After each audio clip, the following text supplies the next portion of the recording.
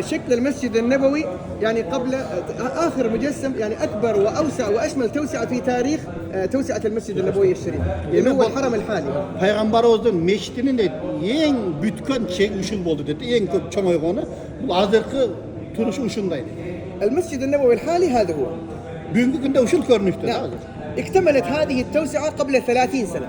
Bu 30 yıl murda uşunda kengeytildi. في عهد الملك المرحوم فهد بن عبد العزيز آل سعود رحمه الله. Fahd ibn Abdülaziz padişahın vaktinde uşun dengeye geçti. واكتملت من 3 جهات التوسعة من الشرق والغرب والشمال. Demek bu cede tündüğünden, çıkışından, düştüğünden çünkü kengeytildi. نعم.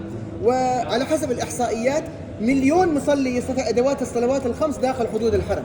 5 vakit namazda milyon adam namaz okuyor da bugünkü günde. Meşritte milyon adam namaz أيوة okuyor. في الداخل وفي الخارج 800,000 مصلي. Bu meşritin içiyle alemin sırtında, ayaklarında 800 bin namaz okuyor. يعني في أوقات العيد قرابة مليونين. Emin değil, o zaman ayet günleri ayrıkça 1-2 milyona yakın adam namaz okuyor. Adına veremem ben. Bir vakit. التوسعة الجديدة مستمرة من الجهة الشرقية يقولوا 5 أو 6 سنوات حتخلص إن شاء الله ربنا إذا أمدنا بالعمر نشوف في المستقبل كيف تطلع التوسعة. Yemin değil, Adır'dan gördüm der, candarda, kaptallarda, tekizde bilimlerimiz. Lan 6 yılda bütette otat değil, dağın kengeytil otat değil, meşrin teritoriyası.